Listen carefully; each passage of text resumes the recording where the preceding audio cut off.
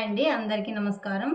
మనం ఇప్పుడు తెల్లరవ్వ కేసరి చేసుకోబోతున్నాం. దానికి కావాల్సిన పదార్థములు: తెల్లరవ్వ 1 గ్లాసు, నెయ్యి 4 టేబుల్ స్పూన్లు, చక్కెర, కిస్మిస్, బాదాము, యాలకులు.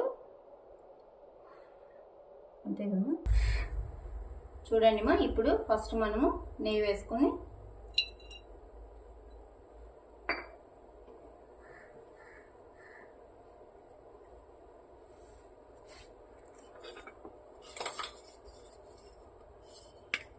కిస్మిస్, బాదాము, జీడిపప్పు దోరగా వేయించుకోవాలి.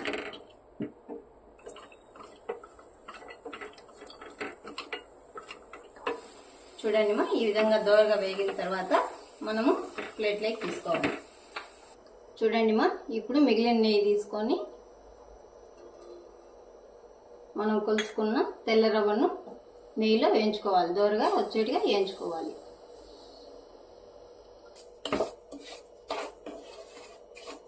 చూడండి మనం తీసుకున్న 1 గ్లాసు రవ్వకి 4 గ్లాసుల నీళ్ళు తీసుకోవాలి.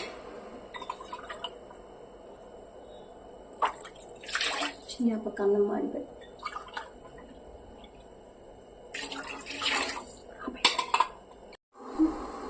ఇప్పుడు మనం తీసుకున్న 4 గ్లాసుల నీళ్లు ఉడికిపోయాయి. యాలకులు 2, ఫుడ్ కలర్ మనకు నచ్చిన కలరు నీళ్ళల్లో వేసుకొని కలుపుకోవాలి.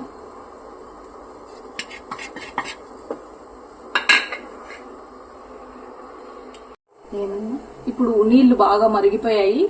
ఇప్పుడు నీళ్లు బాగా ఉడికిపోయాయి. మనము వేయించి పెట్టుకున్న తెల్ల రవ్వను ఉంటలు లేకుండా దాంట్లోకి వేసి కలుపుకోవాలి. గిన్నెలోకి వేసి కలుపుకోవాలి. ఉంటలు లేకుండా కలుపుకుంటా రావాలి.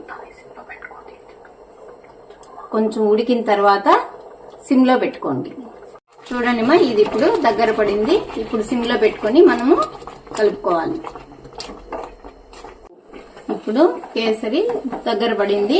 మనం తీసుకున్న 1 గ్లాస్ రవ్వకి 1.5 గ్లాస్ చక్కెర వేసుకొని కలుపుకోవాలి.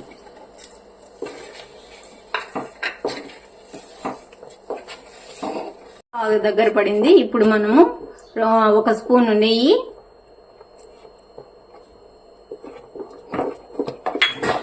మనం వేయించి పెట్టుకున్న కాజు, కిస్మిస్, జీడిపప్పు దాంట్లో వేసుకొని కలుపుకోవాలి.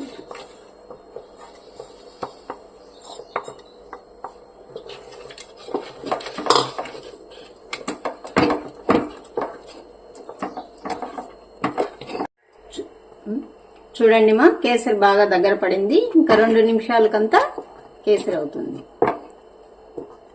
అది ఇక్కడ పెట్టేసేయి. చూడండి మన కేసరి రెడీ అయిపోయింది.